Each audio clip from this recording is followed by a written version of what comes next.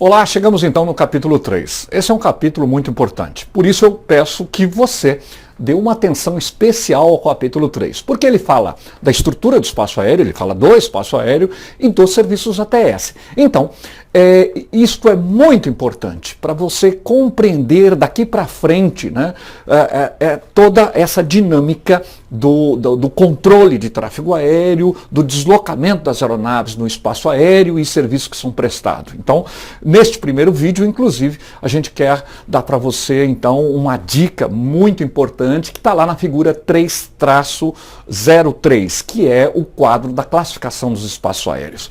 Muita gente tem isso como uma coisa muito complicada, difícil de decorar, ninguém consegue. Mas eu vou dar umas dicas importantíssimas para você, você vai ver que vai ficar muito fácil a partir daí então.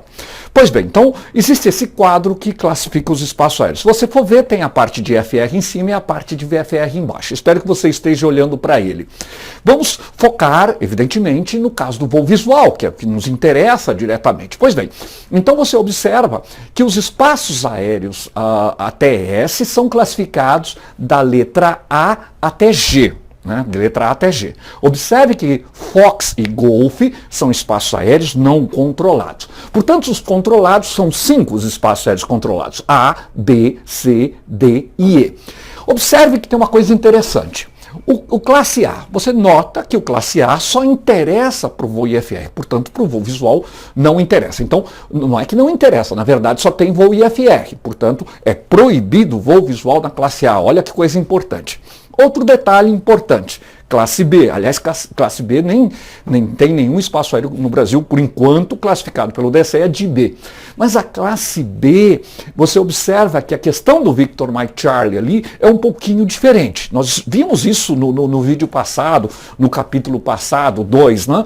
Então veja que o Victor Mike Charlie na classe B não tem separação, não exige que a aeronave esteja separado vertical ou horizontalmente de nuvem, apenas exigindo acima do nível 100, 8 km de visibilidade geral e abaixo do nível 100, 5 km.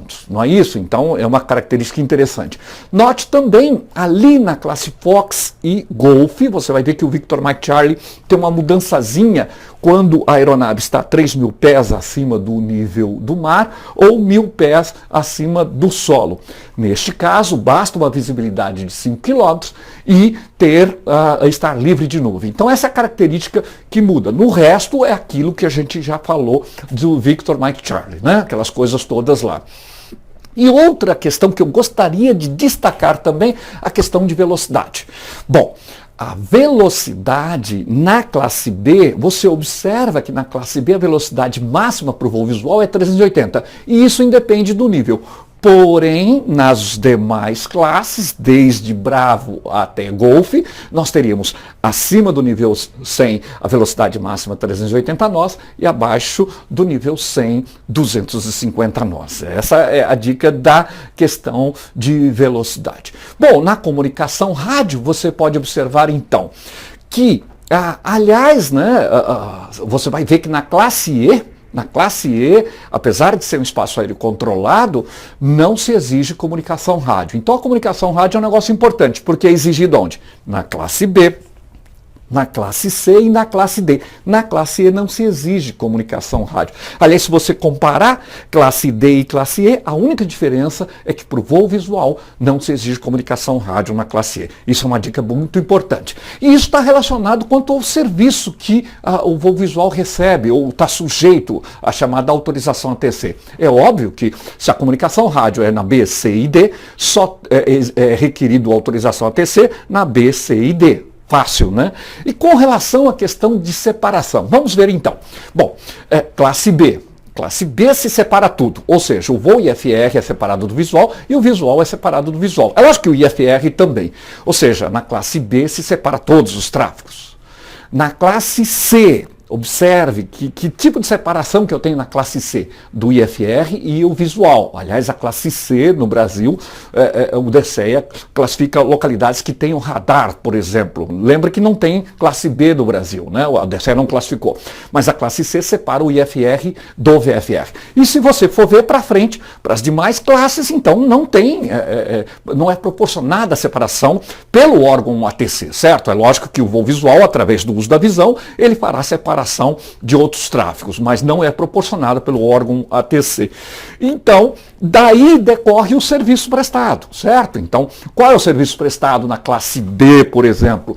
O serviço ATC. Qual é o serviço prestado na classe C? Ora, controle para a separação do IFR e o visual. E o visual? É o serviço de informação de voo apenas. E na classe D? Olha, só se proporciona o serviço de informação. E na classe E? Lembra, na classe E não tem comunicação rádio. Mas se a aeronave possuir rádio, então receberá o serviço de informação de voo. E é lógico que na classe Fox e na classe Golf, a separação ou melhor, o serviço prestado é o serviço de informação de voo. Né? Bom, e fica aí então a dica, né?